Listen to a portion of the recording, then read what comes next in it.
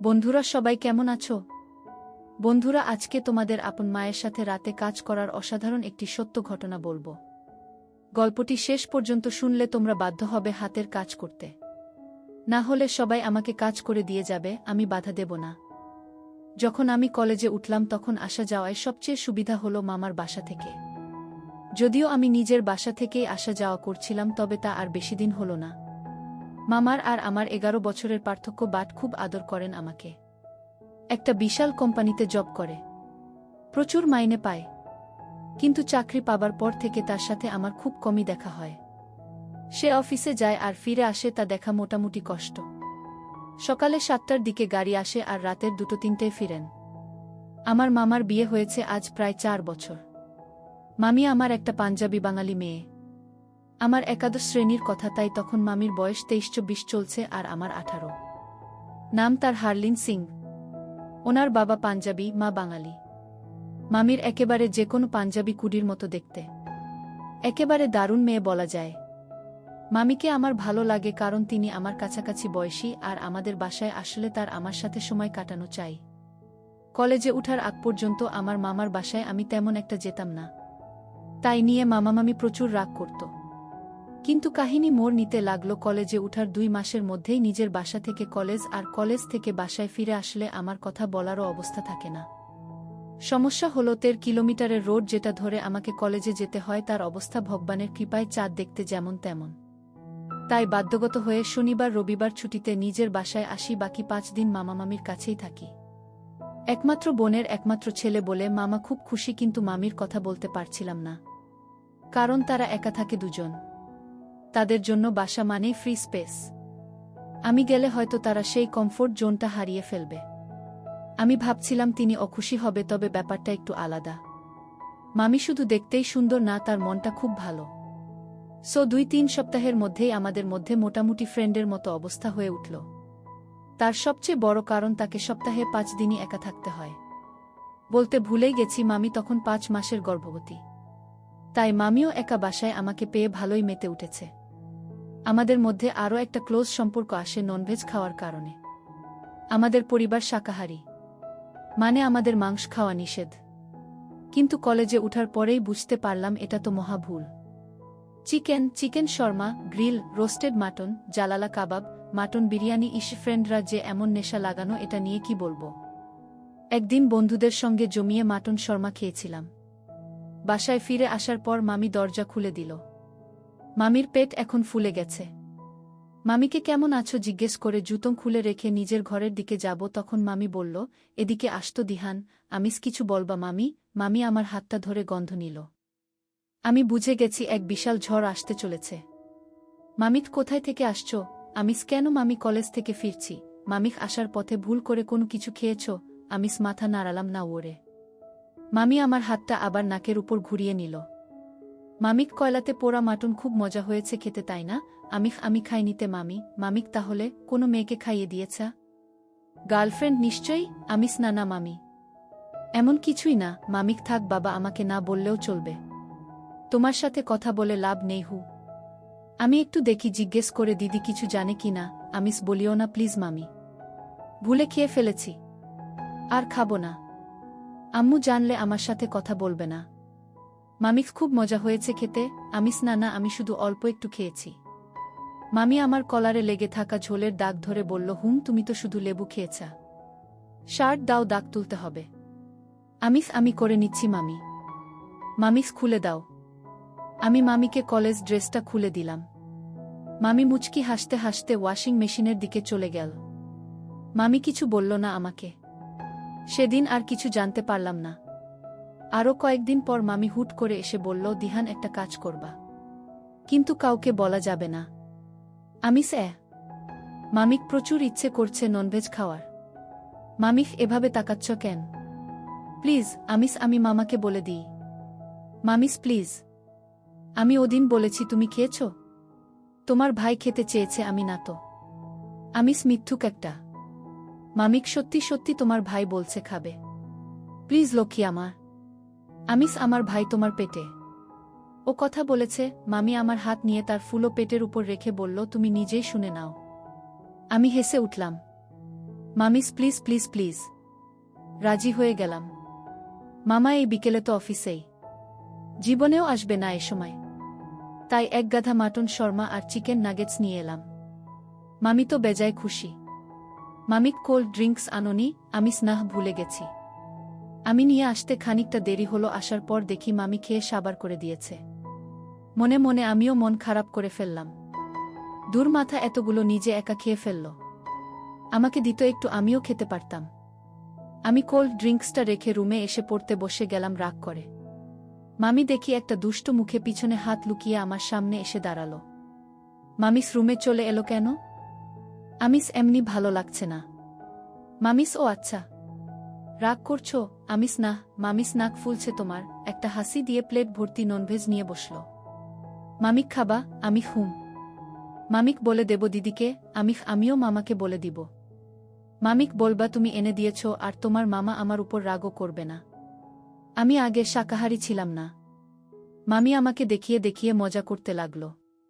এদিকে লোভে আমার মুখ দিয়ে লালা বেরিয়ে গেল। মামি হেসে উঠল।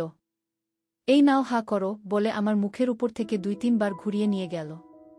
শেষবার যখন মামি মুখের উপর নাড়াচাড়া করছে, 2 আঙ্গুলে একটা মাটন নিয়ে আমি হুট করে কামড় দিয়ে ধরলাম।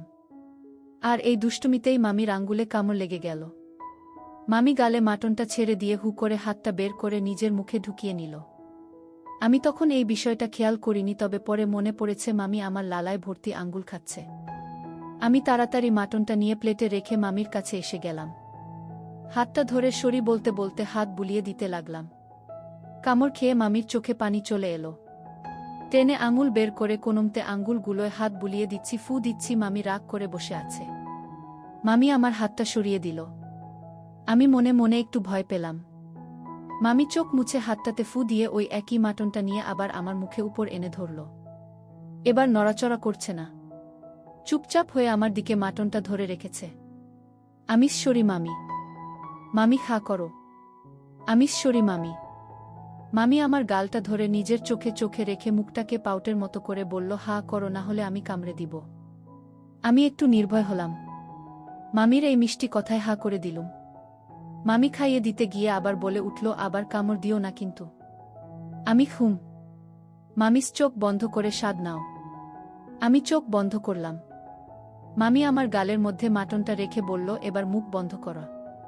আমি বন্ধ করার সময় আমার মুখের মধ্যে মামির আঙ্গুল 3টে আবার অনুভব করলাম। আমার লালায় ভরা ঠোঁট দুটো মামির আঙ্গুলগুলোয় লেগে গেল।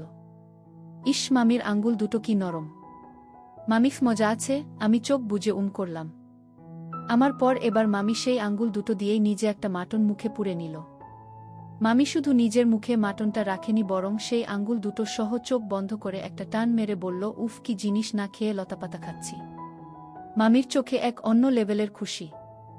মামি আরেকটা মাটন নিয়ে খেতে যাচ্ছে, তখনই আমার দিকে চোখ গেল। মামি আবার আমাকে আরেকটা মাটন তুলে দিল মুখে।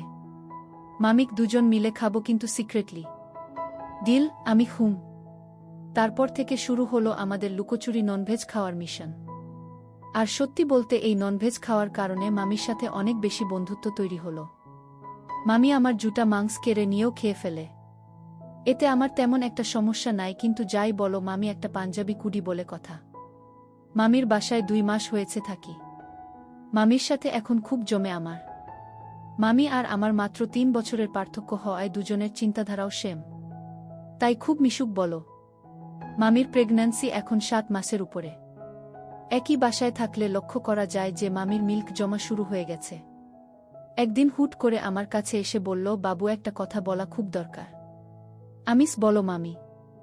মামিক বলছি যে মামির মিল্ক প্রডিউসিং স্টার্ট হয়ে গেছে আজ 4 দিন।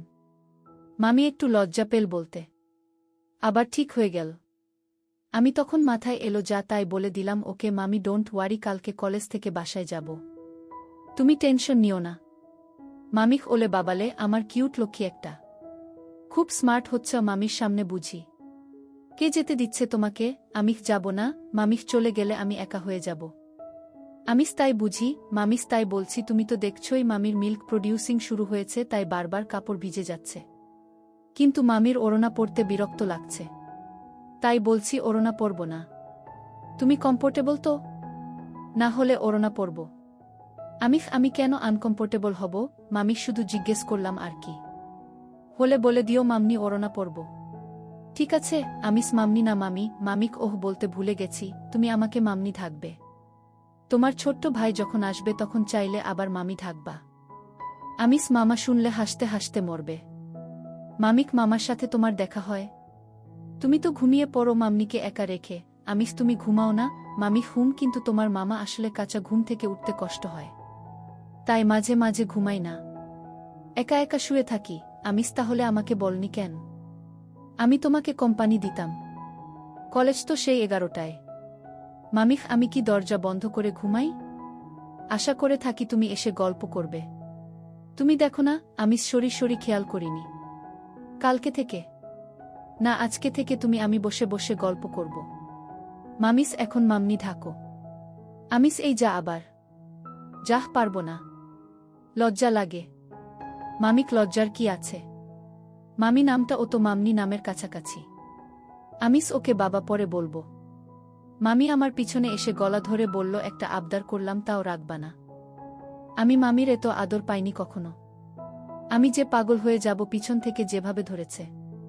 আমিস আহা রাখবো না কখন বললাম, পরে ঢাকবো। মামিস বুঝি তো আমি তো মামি, তাই সমস্যা হচ্ছে ঢাকতে।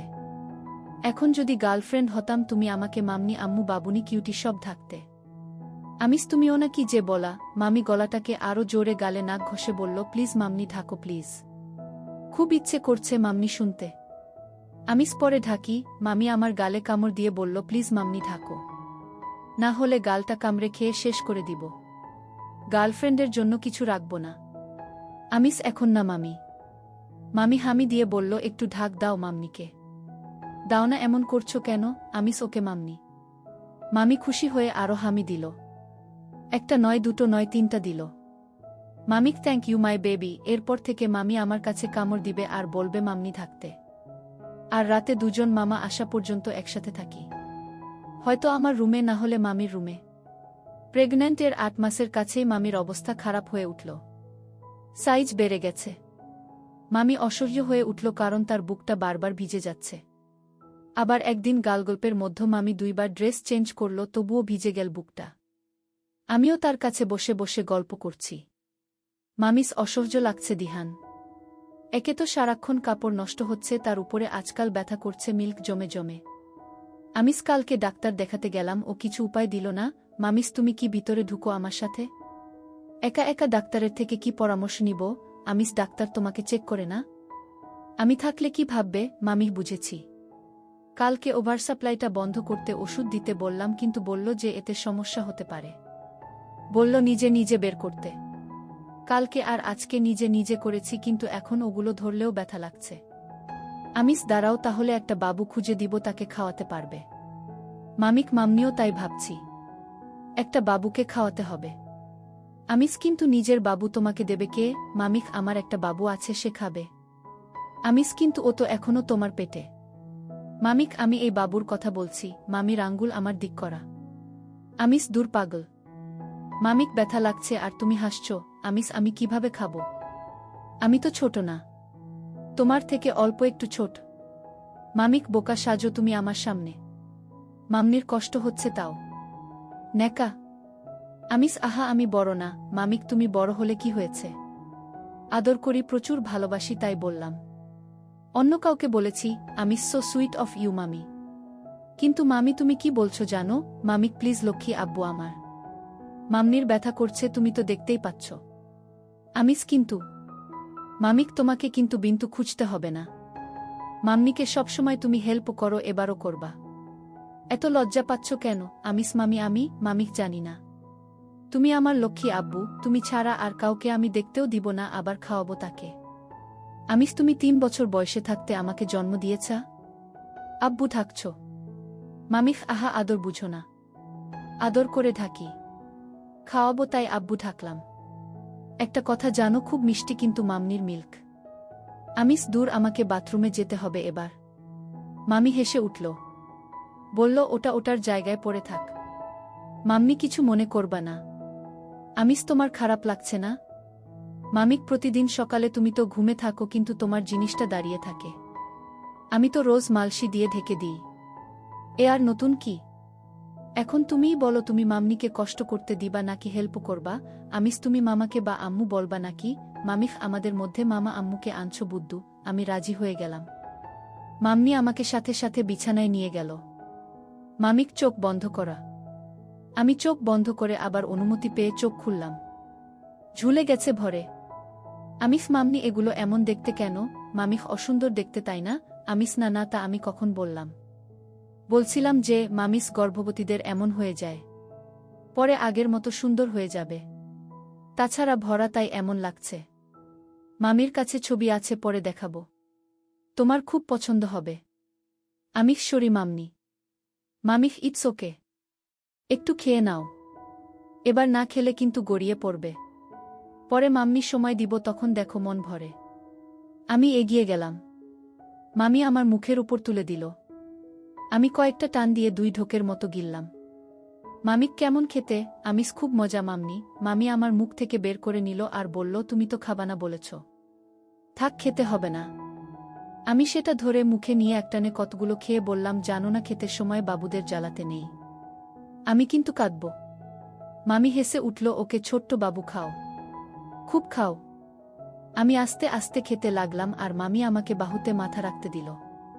অন্য হাতে মাথায় হাত বুলিয়ে দিতে দিতে খাওয়াতে লাগল। 4-5 মিনিটে মামির একটা খালি করে দিলাম। মামিক ভালো ছেলে, এবার ওটাও খালি করে দাও। আমি অন্য পাশে এসে ওটাও খেতে লাগলাম। কি জানি ইচ্ছে করে একটা হালকা পাতলা কামড় বসিয়ে মামির চোখের দিকে তাকালাম। মামি চোখ ছোট ছোট করে মুখটাকে একটু কেমন জানি করে তাকিয়ে আছে। প্রায় 2 সেকেন্ড পর আমাকে ধীরে বলে উঠল, আও। আরও 2 সেকেন্ড পর, দুষ্ট বাবু। আমি সব খেয়ে শেষ করলাম। মামিক, উফ, ছোট্টদের থেকেও দুষ্ট তুমি। তবে হালকা লাগছে। বুকটা একদম খালি করে দিলে লক্ষ্মীটি আমার। মামিক, এবার কি করবা করা। আমিস, তোমার খারাপ লাগবে না আমি ওগুলো নিয়ে দুষ্টুমি করলে? আমিস মামনি বাথরুমে যাব। মামিক, আহা, চুপচাপ শুয়ে খেলা করো। শুধু খালি বাজে ধান্দা তোমার। আমিস, আচ্ছা একটা কথা জিজ্ঞেস করি? মামি, হুম। আমিস, তুমি মামাকেও খেতে দাও? মামিক, এগুলো তো তারই। আমিস, তখন কি করবা যখন আমি কলেজে যাব বা বাসায় যাব? মামিক, তখন নিজে খাবো। কি আর করা। আমিস, তুমি খেতে পারো? মামি খেয়ে আমাকে দেখালো। আমি হেসে উঠলুম। আমি এখন গিয়ে বুঝতে পারলাম মাম্মি চাইলে নিজেই খেতে পারে, কিন্তু তাও আমাকেই খাওয়াচ্ছে। মামির সিজারের মাধ্যমে বেবি হলো। দুজনই খুব সুস্থ। মামা মামি ওর নাম রাখল রিহান। আমি দিহান আর ও রিহান। 1 মাসের মতো আমি নিজের বাসায় ফিরে আসি, তখন মামির বৌদি আর মা মামির সাথে থাকবেন। আমাকে ফোন করে ফিরে আসতে বলল তাড়াতাড়ি। 8-10 দিন পর বৌদি আর মা চলে গেল। আমি বসে বসে আড্ডা দিচ্ছি, মামি আমাকে দাঁড়াতে বলল। আমি দাঁড়ালাম। মামি দাঁড়িয়ে কাছে টেনে ধরল আমাকে। আমিও কাছে টেনে ধরলাম। মামিক, সেই কবে থেকে তোমাকে কাছে টেনে ধরতে ইচ্ছে করছে? আমি আজ প্রথম মামিকে হামি দিলাম। মামি প্রথমে একটু মুখ তুলে অবাক চোখে তাকালো, আবার একটুতেই খুশি মুখ করে আমাকে হামি দিল। মামিক 6 মাস লাগলো একটা দিতে। ভিতু, মামি গলায় হাতগুলো টান টান ধরে করে বলল, খাবা? আমিস, এখনো খেতে দিবা? মামি, হুম। আমিস, রিহানের কম পড়বে না? মামিক, নাহ, পড়বে না। আমার 2টো বাবু আছে, 2টো বাবু খেতে পারবে। তুমি তো জানোই মামনি তোমার জন্যও রাখি। আমিস, ইস মামনি, তুমি আমাকে সবসময় জ্বালাতে এসব বলো তাই না? টপটা খুলে নাও। আমিস, মামি। মামিস, জ্বালাবো না বাবা, শুধু খেতে দিবা। আমিস, কি খেতে দিবা? মামিস, ইস কি ফাজিল, বুঝি না মামনি কি খেতে চাও? আমিস, কি খেতে চাই? আমিস, এগুলো এত কিউট কেন?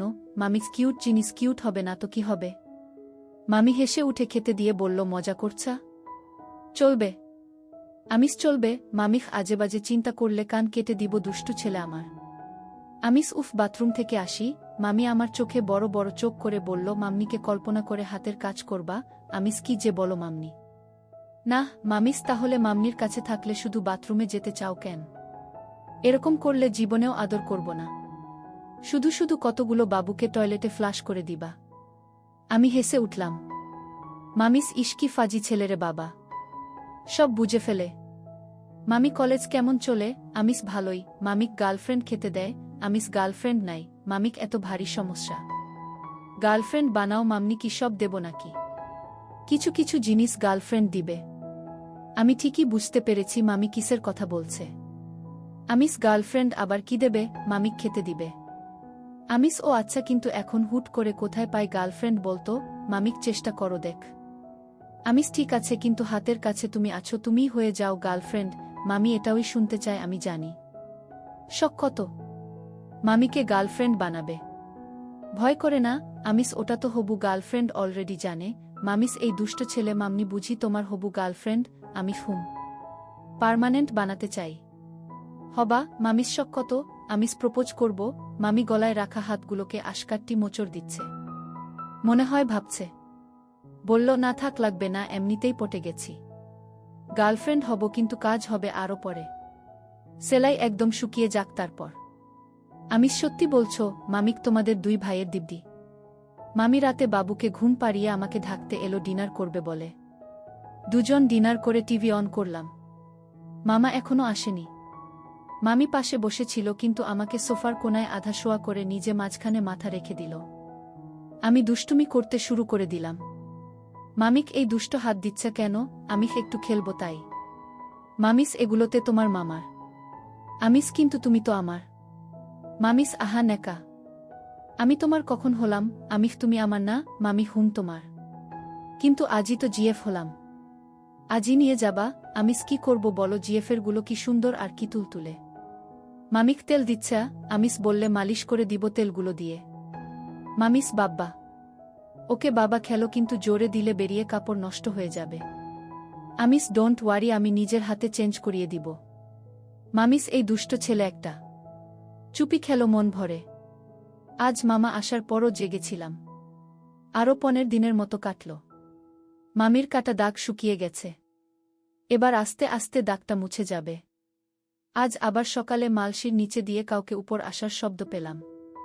মামি আসছে নিচে দিয়ে। এসে গলা শুয়ে গেল। আমি জিজ্ঞেস করলাম, রাতে ঘুমাওনি? মামিক তুমিও তো ঘুমাতে পারোনি। রিহান সারারাত কান্না করল। সকালে ঘুমিয়েছে। আমিস মামা, মামিক চলে গেছে। ঘণ্টা খানেক মামিকে আমার উপর নিয়ে ঘুমালাম, তখন হুট করে রিহান কেঁদে উঠল। মামি আমার উপর থেকে উঠে চলে গেল। একটু পরে কান্না বন্ধ হয়ে গেল। মামিস কই লক্ষ্মী, এখানে চলে আসা। মামি ঢাক দিল। আমি গেলাম ওনার রুমে। মামি ইশারায় কাছে যেতে বলল। আমি মামির পাশে শুয়ে গেলাম। তারপর তিনজন দুপুরে ঘুম থেকে উঠলাম। মামি আমাকে তুলল। মামিস উঠো, ক্ষুধা লাগেনি? আমি উঠে দেখি রিহান খাচ্ছে। লোভ সামলাতে পারলাম না। মামিও বুঝতে পেরেছে। আমি আজ সাত সকালে আমাকে ঘুম থেকে উঠাতে এসে বলল আজ নাকি নতুন কিছু দিবে। আমি তো উৎসাহী হয়ে বসে আছি। মামি কি করছিল জানি না,